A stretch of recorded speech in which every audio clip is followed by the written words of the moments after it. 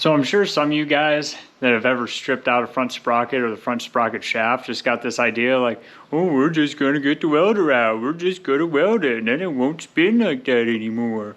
Well, that's not good. What you really should do is just fix it right the first time so you don't have to get the grinder out and undo what you just did. It's still a lot of work regardless to actually fix it unless it's just the front sprocket that's stripped out. If it's just the front sprocket that's stripped out, you probably shouldn't like be a cheap ass and not put a sprocket on it. You should probably just go buy a sprocket.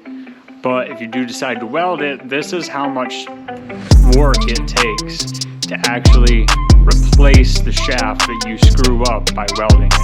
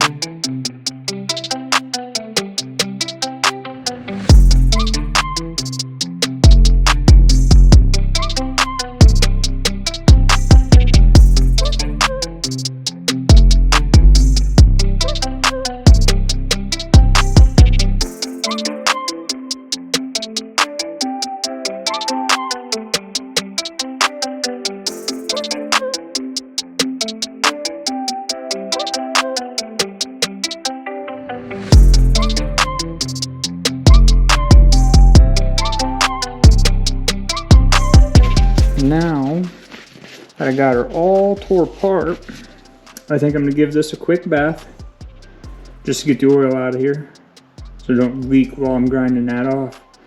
And then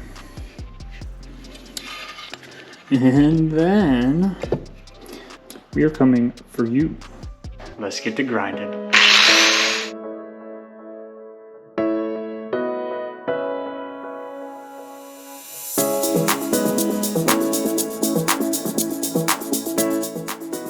So I ended up just getting the cutoff wheel out because the grinder was just too big and bulky and it was just making a mess. So I ended up getting the cutoff wheel out because it was a little more specific, it was a little more accurate. I could just kind of cut right around the shaft and I ended up getting the sprocket off. So we ended up welding it onto the shaft because the shaft was stripped out. So really it was either welded on the shaft or do all this. So we ended up doing all this anyways. So really he didn't hurt himself by doing this other than the 10 minutes it took me to grind it off. But that's the aftermath. Now the shaft should just fall out of there. It'll just pull out.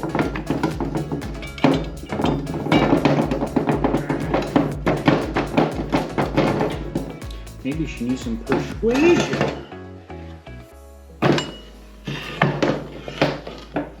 We can persuade her to come out the rest of the way.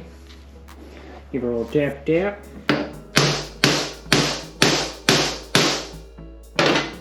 Maybe that's not what it wants.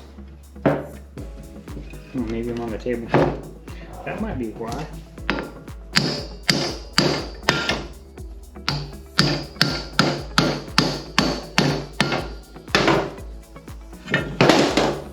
Ta-da!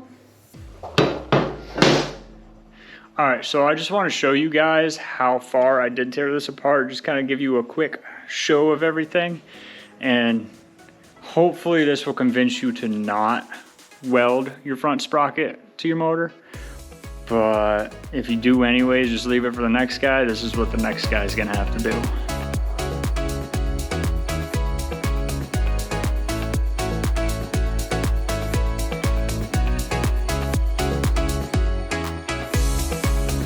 Not very fun. So all right, it is getting late and I am gonna hit her for the night and then we'll get back to this in a day or so. So please think twice before welding your front sprocket on there, please.